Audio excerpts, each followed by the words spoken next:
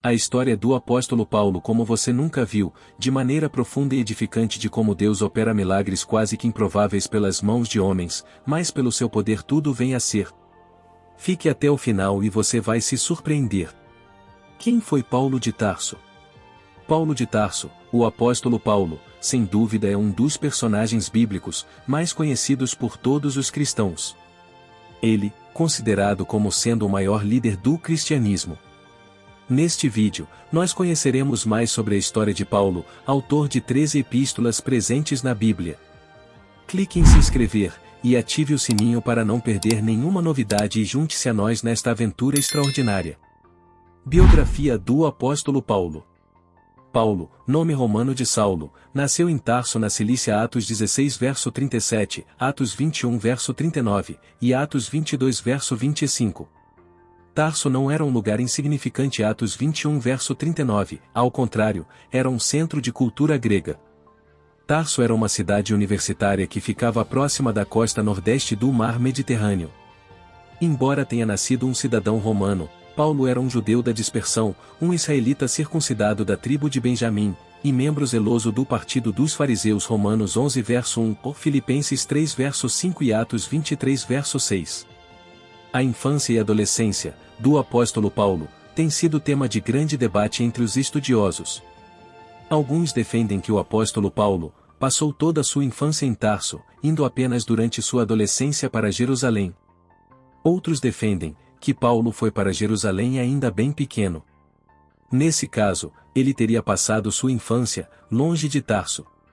Na verdade, desde seu nascimento até seu aparecimento em Jerusalém como perseguidor dos cristãos, conforme os relatos do livro de Atos dos Apóstolos, há pouca informação sobre a vida do apóstolo Paulo. Embora não se saiba ao certo com quantos anos Paulo saiu de Tarso, sabe-se com certeza que ele foi educado em Jerusalém, sob o ensino do renomado doutor da lei, Gamaliel, neto de Léo.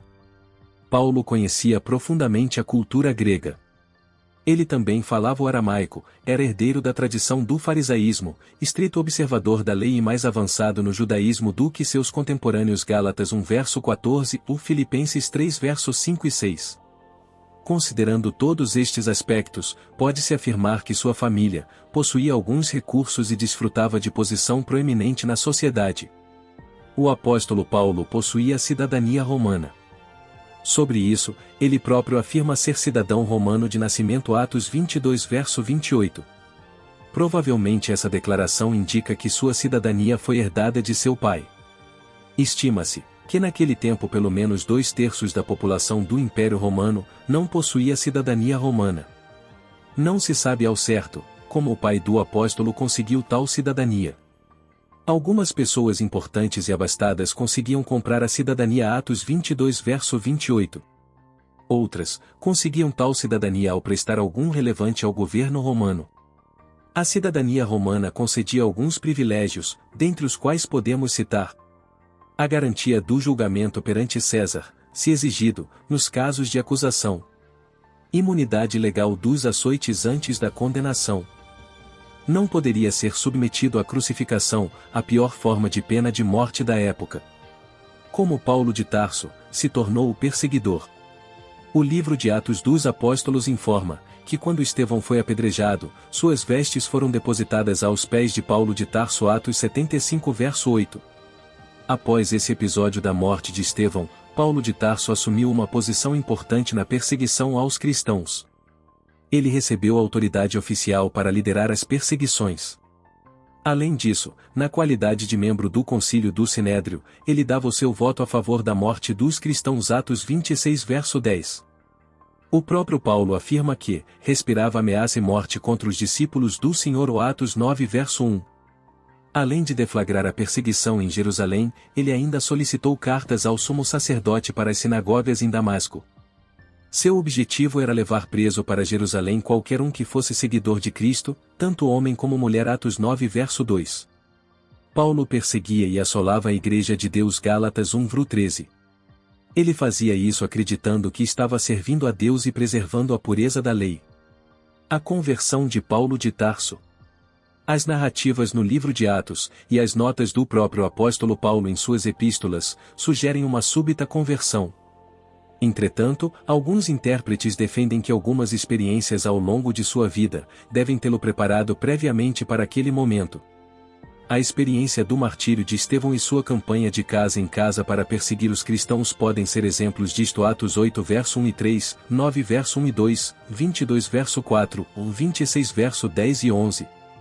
O que se sabe realmente é que Paulo de Tarso partiu furiosamente em direção a Damasco, com o intuito de destruir a comunidade cristã daquela cidade. De repente, algo inesperado aconteceu, algo que causou uma mudança radical, não só na vida de Paulo de Tarso, mas no curso da história. E, indo no caminho, aconteceu que, chegando perto de Damasco, subitamente o cercou um resplendor de luz do céu. E, caindo em terra, ouviu uma voz que lhe dizia: Saulo, Saulo, por que me persegues? E ele disse: Quem és, Senhor? E disse o Senhor: Eu sou Jesus, a quem tu persegues. Duro é para te recalcitrar contra os aguilhões. E ele, tremendo e atônito, disse: Senhor, que queres que eu faça? E disse-lhe o Senhor: Levanta-te, e entra na cidade, e lá te será dito o que te convém fazer. Atos 9 verso 3 e 6. Ao escrever Atos dos Apóstolos, Lucas interpreta a conversão de Paulo de Tarso como um ato miraculoso, um momento em que um inimigo declarado de Cristo transformou-se em apóstolo seu. Os homens que estavam com Paulo ouviram a voz, mas não compreenderam as palavras. Eles ficaram espantados, mas não puderam ver a pessoa de Cristo. Por outro lado, Paulo viu o Cristo ressurreto e ouviu suas palavras. Esse encontro foi tão importante para Paulo, que a base de sua afirmação sobre a legalidade de seu apostolado está fundamentada nessa experiência. 1 Coríntios 9 verso 1, 15 verso 8 e 15, ou Gálatas 1 verso 15 e 17. Considerando que Paulo de Tarso não havia sido um 12 discípulos de Jesus, além de ter perseguido seus seguidores, a necessidade e importância da revelação pessoal de Cristo para Paulo fica evidente. Essa experiência transformou Paulo de Tarso profundamente, como é possível notar. Respondeu ao chamado de Cristo. Do primeiro aspecto da mudança na vida do apóstolo Paulo pode ser percebido quando, imediatamente, ele responde à voz de Cristo: Senhor, que queres que eu faça? Atos 9 verso 6. Essa pergunta marcou o começo de seu novo relacionamento com Cristo. Gálatas 2 verso 20. De perseguidor a pregador do Evangelho, da mudança radical que atingiu a vida do apóstolo Paulo, fica evidente na mensagem que ele começou a pregar na própria cidade de Damasco. Isso é realmente impressionante. Ele começou a pregar o Evangelho no mesmo lugar em que pretendia prender os seguidores de Cristo. Atos 9 verso 1 e 2. Mudança de vida total. Antes da conversão, Paulo de Tarso não aceitava a divindade de Jesus. Ele até acreditava que ao perseguir seus seguidores como um animal selvagem, tentando forçá-los a blasfemar contra Jesus, estaria fazendo a vontade de Deus. Atos 26 verso 9 e 11, 1 Coríntios 12 verso 3. É certo dizer que ele via Jesus como um impostor. Após sua conversão, sua pregação não era outra senão anunciar que Jesus é o Filho de Deus. Atos 9 verso 20. O Paulo duro, rigoroso, ameaçador e violento de outrora, depois de convertido passou a demonstrar ternura, sensibilidade e amor. Essas características ficam evidentes em suas obras. O início do ministério do apóstolo Paulo. Após o encontro que teve com Cristo, o apóstolo Paulo chegou em Damasco e recebeu a visita de Ananias. Foi Ananias quem o batizou. Atos 9 verso 17 e 18. Também foi ali, naquela mesma cidade, que Paulo começou sua obra evangelística. Não há informações detalhadas sobre os primeiros anos de seu ministério. O que se sabe é que o apóstolo Paulo pregou rapidamente em Damasco e depois foi passar um tempo na Arábia. Atos 9 verso 20 e 22, ou Gálatas 1 verso 17. A Bíblia não esclarece o que ele fez ali, nem mesmo qual o lugar específico da Arábia em que ele ficou. Depois, o apóstolo Paulo retornou a Damasco, onde sua pregação provocou uma oposição tão grande que ele precisou fugir para salvar sua própria vida. 2 Coríntios 11 verso 32 e 33. Naquela ocasião ele fugiu para Jerusalém. Gálatas 1 verso 18. Nesse tempo havia completado cerca de 3 anos de sua conversão. Paulo tentou juntar-se aos discípulos, porém estavam todos receosos com ele. Foi então que Barnabé se dispôs a apresentá-lo aos líderes dos cristãos. Entretanto, seu período em Jerusalém foi muito rápido, pois novamente os judeus procuravam assassiná-lo. Por conta disso, os cristãos decidiram despedir Paulo, uma decisão confirmada pelo Senhor numa visão. Segundo o que ele próprio afirma em Gálatas 1 verso 18, ele ficou somente 15 dias com Pedro. Essa informação se harmoniza com o relato de Atos 22 verso 17 e 21. Paulo acabou deixando Jerusalém antes que pudesse se encontrar com os demais apóstolos, e também antes de se tornar conhecido pessoalmente pelas igrejas da Judeia. Porém, os crentes de toda aquela região já ouviam as boas novas sobre Paulo. E não era conhecido de vista das igrejas da Judeia, que estavam em Cristo. Mas somente tinham ouvido dizer: daquele que já nos perseguiu anuncia agora a fé que antes destruía. Gálatas 1 verso 22 e 23. O silêncio em Tarso e o trabalho em Antioquia. Logo depois o apóstolo Paulo foi enviado à sua cidade natal, Tarso. Ali ele passou um período de silêncio de cerca de 10 anos. Embora esses anos sejam conhecidos como sendo o período silencioso do ministério do apóstolo Paulo, é provável que ele tenha fundado algumas igrejas naquela região. Estudiosos sugerem que as igrejas mencionadas em Atos 15 verso 41, tenham sido fundadas por Paulo durante esse mesmo período. É certo que Barnabé, ao ouvir falar da obra que Paulo estava desempenhando, solicitou a presença do apóstolo em Antioquia na posição de um obreiro auxiliar. O objetivo era que Paulo o ajudasse numa promissora missão evangelística entre os gentios. Após cerca de um ano, ocorreu um período de grande fome. Então os crentes de Antioquia providenciaram contribuições para servir de auxílio aos cristãos da Judeia. Essas contribuições foram levadas por Paulo e Silas. Havendo completado sua missão, Paulo e Silas regressaram a Antioquia.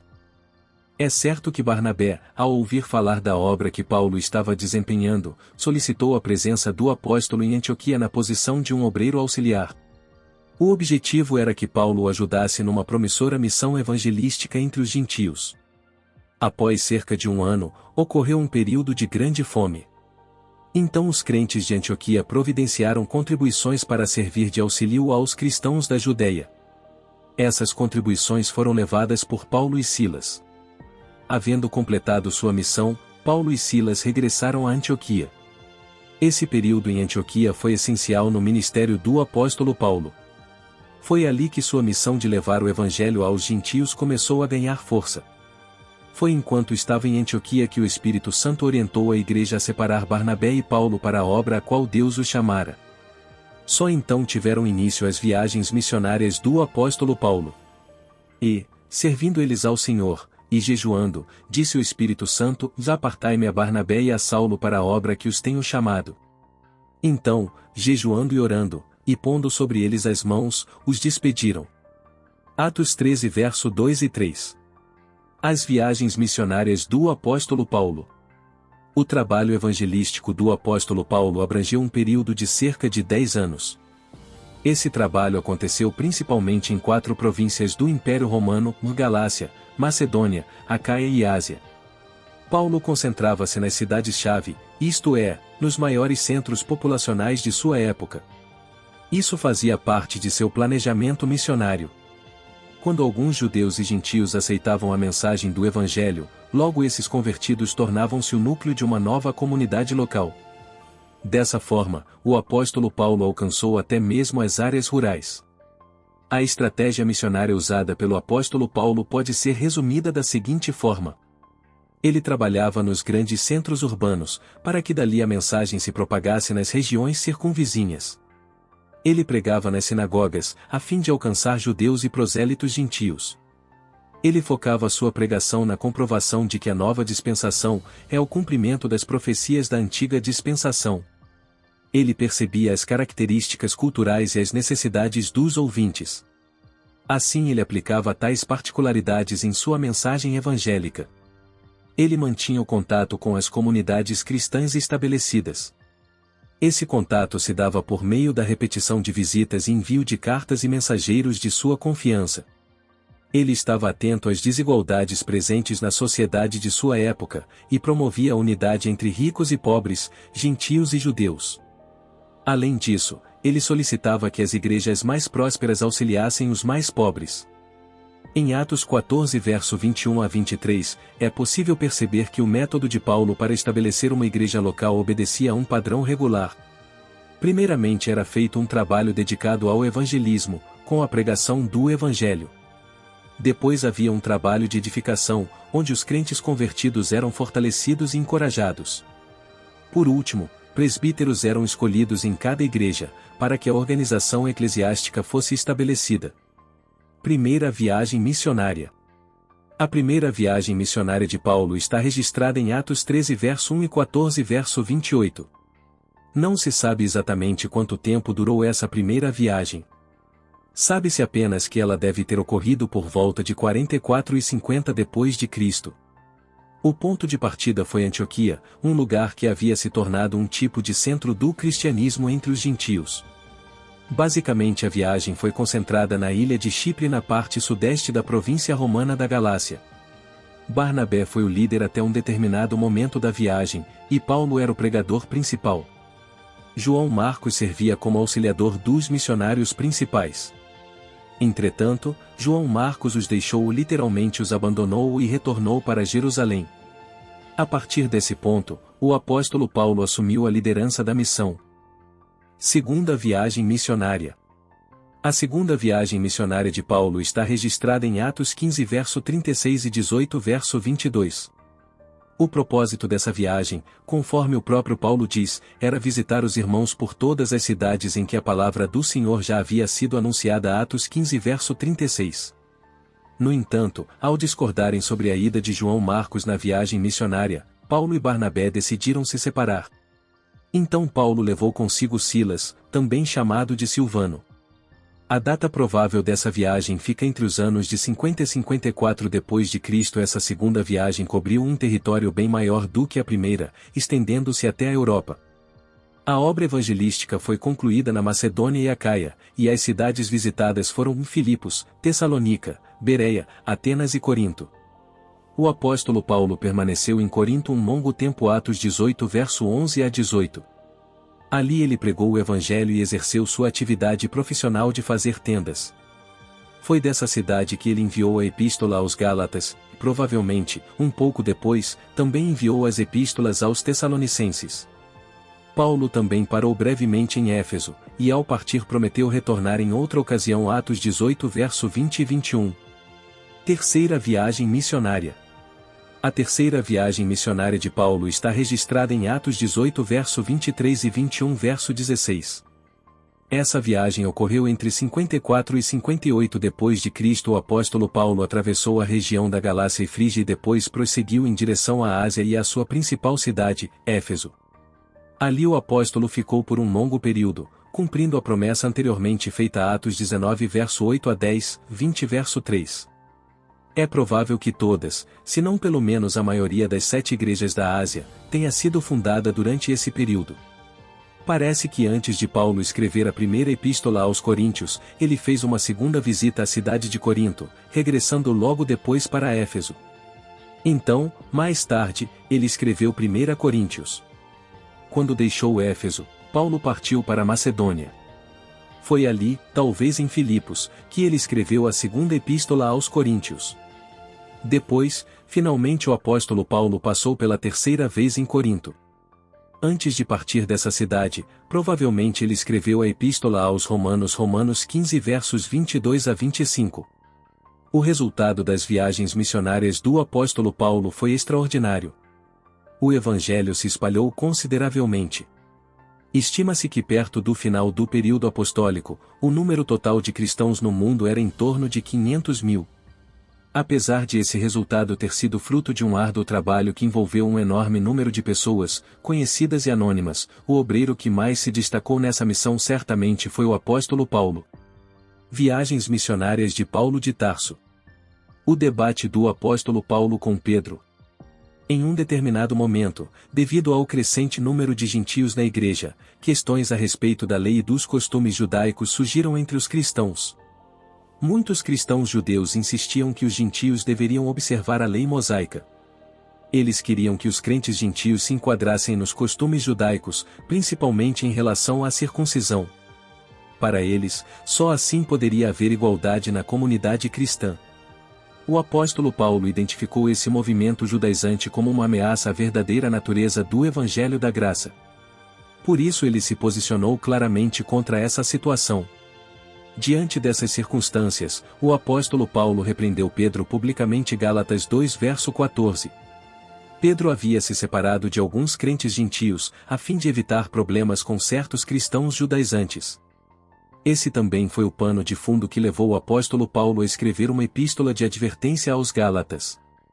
Nessa epístola ele apresenta com grande ênfase o tema da salvação pela graça mediante a fé. Podemos dizer que esse acontecimento foi a primeira crise teológica da igreja.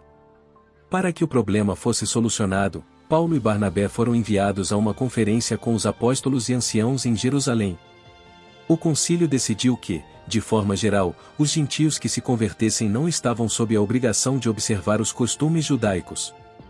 Prisões e morte do apóstolo Paulo. Existe muita discussão em relação ao número de prisões que o apóstolo Paulo sofreu. Essa discussão se dá, principalmente pelo fato de o livro de Atos não descrever toda a história do apóstolo Paulo.